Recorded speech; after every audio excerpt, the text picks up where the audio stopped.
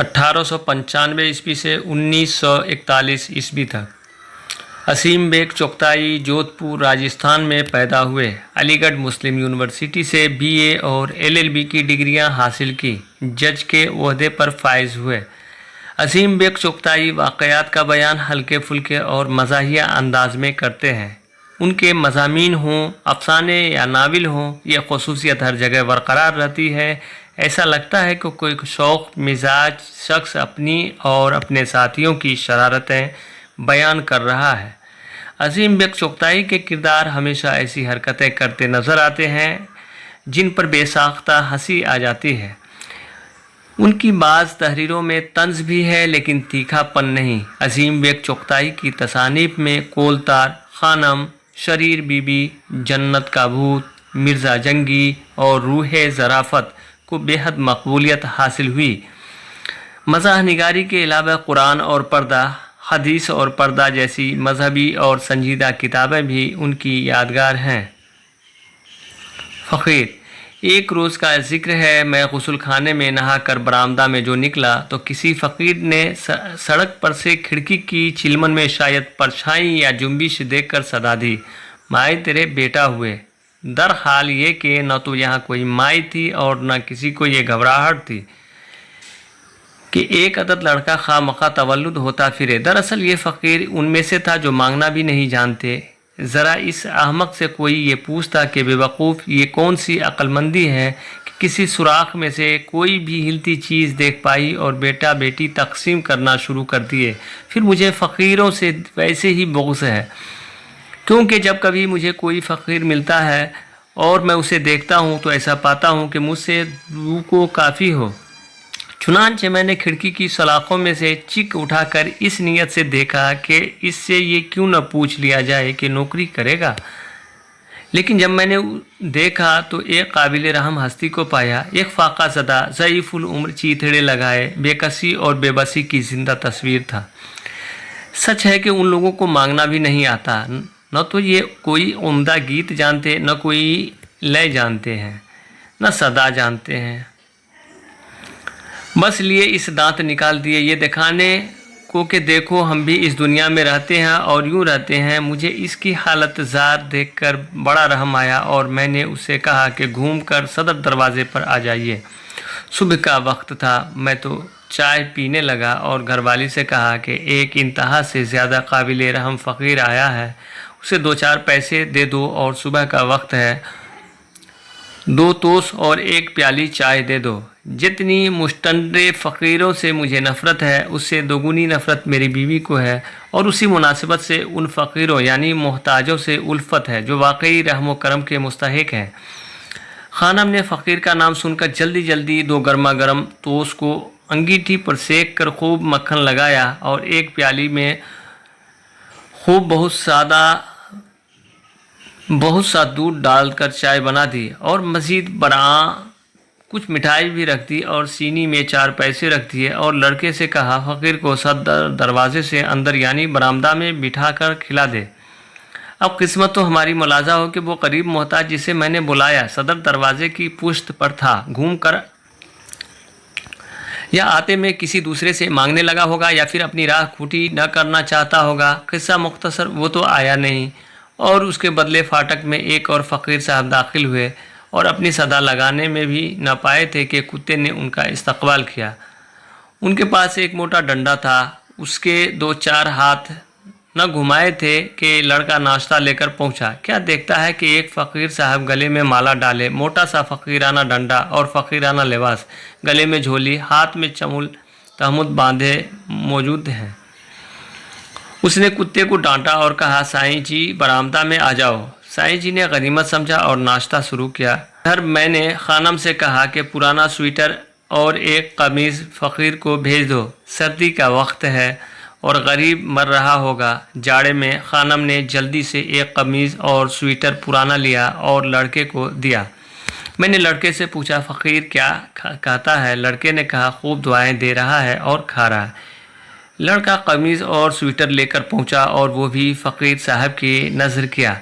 इतने में मैं चाय पीकर बाहर बाहर निकला ताकि फ़कीर को गर्म कपड़े पहने हुए देखने से जो खुशी हासिल हो सकती है उससे लुत्फ़ उठाऊं। मैं बाहर पहुंचा तो क्या देखता हूं कि एक हट्टा कट्टा इंतहा से ज़्यादा मजबूत फ़कीर डकारें ले रहा है और स्वेटर कमीज़ हज़ारों दुआओं के साथ लपेट कर झोली में रख रहा है। दरअसल ये मुस्टंडा सिर्फ एक सीना खुली फ़कीर वाली कफनी पहने था और ऐसा मालूम होता था कि सुबह की सर्द हवा से लुत्फ़ उठा रहा है। सीना बालिश्त भर ऊंचा, दाढ़ी मुंडी हुई, बल्ले चढ़े हुए मुझे देखते ही हजरत लगे मुझे दुआएं देने। अब मैं आपसे क्या अर्ज़ करूं, सारा खाया पिया खून हो गया, जान सुलग कर रह गई।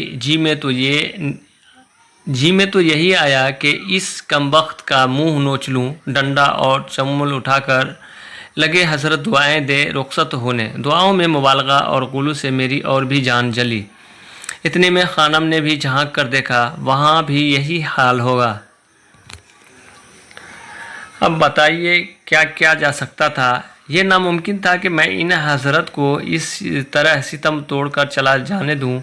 मैं इसी शसोपंज में था कि मेरे एक दोस्त भी आ गए। मैंने 2 लफ्ज़ों में फ़कीर की सितम आराई बयान की और फिर फ़कीर से कहा, तुम्हें शर्म नहीं आती? सादा लोही तो देखिए कि ये हज़रत इस रिमार्क को सुनकर अपने तहमंद की तरफ मुतवज्जा होकर महज मेरी जान हजी पर कर्म गुस्तरी के ख़याल से ज़रा नीचे कर लेते हैं। कमबख्त, मैंने और भी जल कर कहा, इतने मोटे तगड़े होकर भी मांगते हो, बड़े शर्म की बात है। उसके जवाब में फ़कीर ने अपने पैदाइशी हुकूक का इयादा करते हुए उनसे दस्त बिरादरी के मासूरी ज़ाहिर की। और अब मैं ये सोचने लगा कि क्या ये मुमकिन है कि इस बदतमीज़ से कम अज़ कम स्वेटर और कमीज़ ही छीन ली जाए। मेरे दोस्त ने कहा, यह मुनासिब नहीं है। मगर हज़रत, वो किसी ने कहा, दर्द उससे पूछिए जिसके जिगर में टीस हो। मैंने कहा, खाह इधर की दुनिया उधर हो जाए, मैं इस मोजी को ये चीज़ें हरगिज़ हज़म न करने दूंगा। मैंने अब उस मोहताज की तलाश कराई। मुलाजिम उसे तलाश करने गया। मैंने इधर फ़कीर साहब को लिया आड़े हाथों। मैंने कहा, तुम नौकरी क्यों नहीं करते? वो कुछ जलकर बोला, आप ही रख लीजिए। मैंने फ़ौरन रज़ामंदी ज़ाहिर की और 10 रुपये माहवार और खाना तजवीज़ किया। फ़कीर साहब उसके जवाब में बोले, और घर वालों को जहर दे दूं? मैंने कहा, क्यों?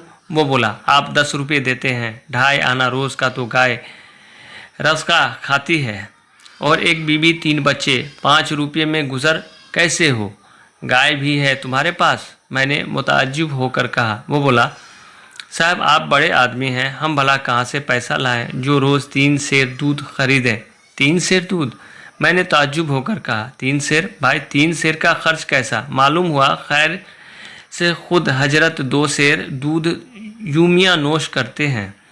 मैं फिर तनख्वाह के सवाल पर आया और उसरत की शिकायत करते हुए 30 रुपये माहवार का खर्च घर का बताया और कायल होकर कहा कि अगर कमोबेश किसी रोज़गार में इतनी कमाई हो जाए कि तंगी तुर्शी से भी घर का खर्च चल जाए तो फ़कीरी छोड़ने को अभी तैयार है। अब मैं अपने दोस्त की तरफ देखता हूँ और वो मेरी तरफ। फिर मालूम हुआ कि हज़रत दोपहर की कैलूला की सख्त आदी हैं और किसी सूरत में भी दोपहर में तो काम कर ही नहीं सकते। वैसे हर तरह कोई पेशा धंधा नौकरी गज़ जो भी बताओ उसके लिए हाजिर हैं। अब आप ही बताइए मैं उसको क्या जवाब देता। मेरा वो हाल कि मेरे परसों दुर्रे इतने में मुलाजिम आया। बावजूद सख्त तलाश के वो मोहताज न मिला। अगर मेरे दोस्त न होते तो गालिबन मैं इस मूजी से ज़रूर कपड़े छीन लेता, मगर मैंने और तरकीब सूझी। मैंने क़तई तौर पर फ़कीर साहब से कहा कि मैं तुम्हें इस हराम खोरी की सज़ा दिए बगैर हरगिज़ न जाने दूंगा। 50 दफ़े कान पकड़कर उठो बैठो और ख़बरदार जो फिर कभी इस तरह का रुख किया। फ़कीर ने गुस्से के शोले मेरी आंखों में देखे। मुमकिन है यही सोचा हो कि स्वेटर और कमीज़ दोनों बिल्कुल साबित हैं। सौदा फिर भी बुरा नहीं है। नहायत ही खामोशी और सादगी से आपने डंडा और प्याला अपना एक तरफ रखा, झोली और माला उतार कर रखा और तहमन ऊँची करके कसने लगा। میں نے ڈانٹا بدتمیز۔ اس کے جواب میں وہ مجھے نہایت ہی مطمئن کر کے فرماتے ہیں نیچے جانگیاں پہنے ہوں اور عذر کیا، اٹھنے بیٹھنے میں تہمت مخل ہوگی، لیکن میں چونکہ سزا دینا چاہتا تھا لہٰذا میں نے اس کی بھی اجازت دے دی۔ اب یہ حضرت ایک ہونکار کے ساتھ بڑے زور سے ہوں ہاں کر کے بغیر کان پکڑے ہوئے پہلوانوں کی طرح ایک سپاٹے کے ساتھ پاؤں سرکا کر بیٹھک لگا گئے۔ بدتمیز بےہودہ، میں نے جل کر کہا یاد رکھو تمہیں پولیس کو دے دوں گا، کان پکڑ کر سیدھی طرح اٹھو بیٹھو۔ 2 دفعہ ان کو میں نے کان پکڑوا کر اٹھنا بیٹھنا بتایا اور یہ حضرت سزا بھگتنے میں مشغول ہو گئے۔ یہ حضرت میری پشت کی طرف تھے اور ہم دونوں دوست فقیروں کو برا بھلا کہنے میں مشغول ہوئے۔ ایک دم سے مجھے خیال آیا کہ کان پکڑی غالباً 50 دفعہ ہو چکی ہے۔ مڑ کر میں نے دیکھا تو صورت کے ساتھ جاری تھی۔ میں نے پوچھا تو وہ بولا کہ 100 دفعہ کی۔ میں نے کہا بس بس اب جاؤ، میں نے تو 50 دفعہ کو کہا تھا، زیادہ کیوں کی؟ وہ بولا صاحب 500 بیٹھکیں روز لگاتا ہوں۔ میں نے سوچا اب بار بار کون کرتا پھرے، لاؤ یہیں پوری کر لوں۔ ارے میں نے اس کمبخت کو اوپر سے نیچے تک غور سے دیکھتے ہوئے کہا کیا تو پہلوانی کرتا ہے؟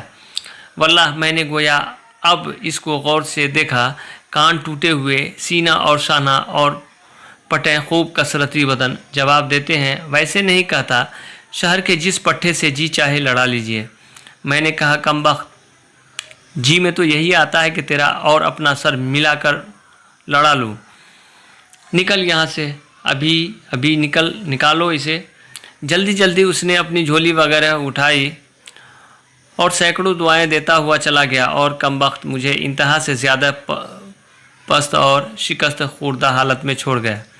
اس موذی کو بخار میں نے اور فقیروں پر نکالا، کسی کو نہ دیا، ڈانٹ کر بھگا دیا کہ ایک عرصہ بعد کیا دیکھتا ہوں کہ کھڑے ملازمہ سے بحث فرما رہے ہیں۔ وہ کہتی ہیں جاؤ آگے بڑھو، اور آپ فرماتے ہیں کہ ہمیں اس گھر سے ہمیشہ ملتا ہے، لفظ ہمیشہ پر زور۔ ادھر میں جو آیا تو فوراً مجھے اس امر کی شہادت میں پیش کرتے ہیں اور ٹیپ کا بند اللہ بھلا کرے کچھ سائی کو بھی۔ میں نے اسے پکڑ لیا اور آج تجھے نہ چھوڑوں گا۔ صحیح عرض کرتا ہوں کہ اس موذی سے کوئی من بھر لکڑیاں پھڑوائیں، چشم زدن میں پھاڑ کر برابر کی اور میری کرسی کے پاس آ کر میرے پیر دابنا شروع کر دیے اور اللہ بھلا کرے۔ ارے کمبخت چھوڑا، میں نے بےتاب ہو کر کہا، کیونکہ مجھے ایسا معلوم ہوا کہ میری پنڈلیاں کوئی لوہے کے شکنجے میں دھر کے داب رہا ہے۔